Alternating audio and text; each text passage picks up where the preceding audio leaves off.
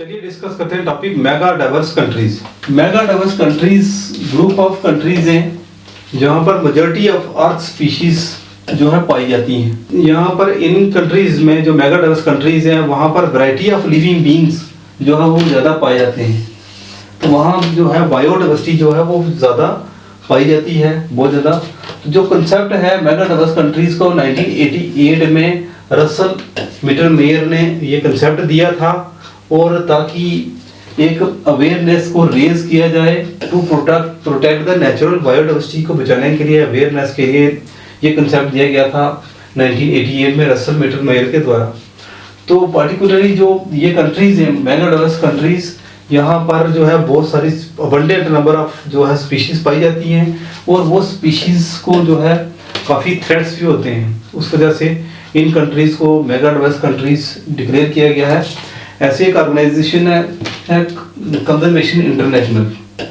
Conservation international ने 1998 में जो है 17 मेगा डाइवर्स कंट्रीज जो हैं वो डिक्लेयर किए हैं, आइडेंटिफाई किए हैं।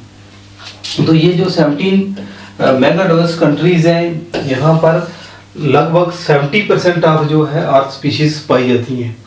70% जो अर्थ स्पीशीज है इन 17 कंट्रीज में जो है पाई जाती हैं। तो इन मेगा डाइवर्स कंट्रीज में, तो मेगा डाइवर्स जो कंट्रीज है सारी की सारी ये कहाँ पर लोकेटेड है? या तो ये ट्रॉपिकल रीजन में पाई जाती है इक्वेटर के आसपास, या जो है वो सब ट्रॉपिकल एरिया में पाई जाती हैं। जैसे कि ट्रॉपिकल और सब ट्रॉपिकल कौन सा एरिया हो गया? जैसे जब हम अर्थ को देखते हैं तो इसको जो इमेजिनरी लाइन जो अर्थ को डिवाइड करती है into two equal hemisphere, imaginary line को बोलते हैं इक्वेटर। और इक्वेटर के 23.5 डिग्री नॉर्थ की तरफ जो है वो है ट्रॉपिक ऑफ कैंसर जो है वो पास करती है, और 23.5 डिग्री साउथ की तरफ जो है इक्वेटर के ट्रॉपिक ऑफ कैप्रिकॉर्न जो है वो है। और इस एरिया में कैंसर और कैप्रिकॉर्न के बीच का एरिया को हम कहते हैं ट्रॉपिकल रीजन्स, और इनके साथ सटा हुआ जो रीजन है पास वाला इसको बोलते हैं सब ट्रॉपिकल रीजन्स। तो यहाँ पर सन की रेडिएशन भी सीधी पड़ती है, बारिश भी ज़्यादा होती है, और इस वजह से यहाँ पर बायोडाइवर्सिटी भी जो है ट्रॉपिकल और सब ट्रॉपिकल एरिया में बायोडाइवर्सिटी भी ज़्यादा पाई जाती है। तो ऑल दो जो है लगभग ये जो एरिया है जो मेगा डाइवर्स कंट्रीज का है वो लगभग ये कंट्रीज 10% ऑफ द वर्ल्ड का टोटल अर्थ का जो 10% एरिया है वो ऑक्यूपाई करती है ये 17 कंट्रीज। लेकिन जो इन कंट्रीज में लगभग 70% ऑफ जो प्लांट्स टेरेस्ट्रियल बायोलॉजिकल डाइवर्सिटी है वो पाई जाती है। लगभग 70% बायोडाइवर्सिटी जो है इसमें 17 कंट्रीज में मिलती है, जबकि इनका जो जोग्राफिकल एरिया है इन 17 कंट्रीज का, अगर वर्ल्ड की बात करें, टोटल अर्थ की बात करें, तो वो कंट्रीब्यूशन करती हैं 10%। लेकिन इनमें जो स्पीशीज पाई जाती है, बायोडाइवर्सिटी पाई जाती है, वो लगभग 70% पाई जाती है, 70%, बहुत ज़्यादा जो है। तो अगर मेगा डाइवर्स कंट्रीज की बात करें तो इंडिया भी इन 17 कंट्रीज में है। तो इसमें इंडिया का रैंक, अगर एशिया में बात करें तो एशिया में इंडिया का रैंक 4th है, और वर्ल्ड में जो है वो 10th रैंक में आता है इंडिया। और जब 17 मेगा डाइवर्स कंट्री की बात करते हैं तो इंडिया भी उसमें इंक्लूडेड है। ये जो है कुछ कंट्रीज हैं, ये 17 कंट्रीज ये वाली हैं जो कि मेगा डाइवर्स कंट्री जो है डिक्लेयर की गई हैं कंजर्वेशन इंटरनेशनल के द्वारा। तो ये जब हमने पढ़ा United States of America, Mexico, Colombia, Ecuador, Peru, Venezuela, Brazil, Democratic Republic of Congo, South Africa, Madagascar, India, Malaysia, Indonesia, Philippines, Papua New Guinea, China and Australia. ये 17 कंट्रीज हैं जो कि मेगा डाइवर्स कंट्रीज डिक्लेयर की गई हैं। अगर world map की देखें बात करें तो कहीं क्वेश्चन जो आ सकता है, और मैप के थ्रू अगर हम याद करेंगे तो इजीली ज़्यादा याद रहता है। तो ये है यूएस, अमेरिका, मैक्सिको, ये इक्वाडोर, इसके पेरू, वेनेजुएला, ब्राज़ील, कहाँ पर है, कॉन्गो, उसका साउथ अफ्रीका, मेडागास्कर, इंडिया यहाँ पर है, Malaysia, Indonesia, Australia, Papua New Guinea, Philippines और चाइना।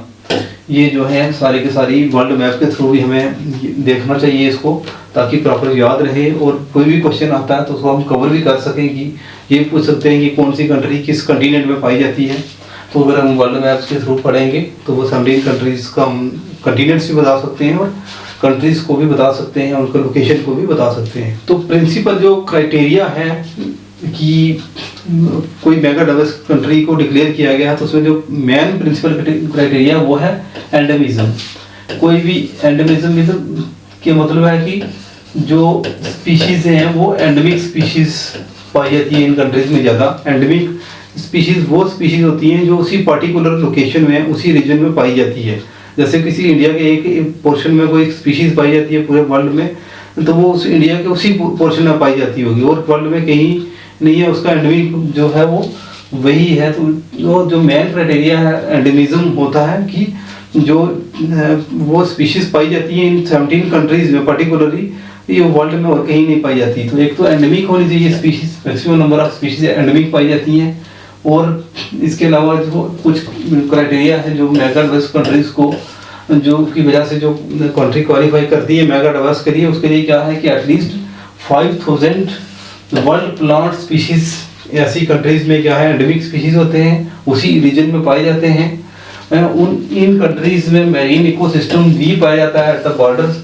जैसे इंडिया जो है वो बॉर्डर जो साउथ में जो है इंडियन ओशन है, अरेबिक सी है, उसके अलावा जो दूसरा बे ऑफ बंगाल है जो, तो बहुत सारे जो है वो कोस्टल रीजन जो है इंडिया का, कहीं ना कहीं इन कंट्रीज में जो है कहीं न कहीं ओशन के साथ, सी के साथ भी इनका कुछ ना कुछ पोर्शन लगना चाहिए। ये भी एक बड़ा जो है क्राइटेरिया होता है। लेकिन जो एंडेमिक जो क्राइटेरिया वो सबसे बड़ा जो क्राइटेरिया, मेन क्राइटेरिया है कि ज़्यादातर स्पीशीज जो हैं यहाँ पर पाई जाती हैं जो मेगा डाइवर्स कंट्रीज में, वो एंडेमिक स्पीशीज होती हैं। तो this is all about the mega diverse countries of the world. Thank you.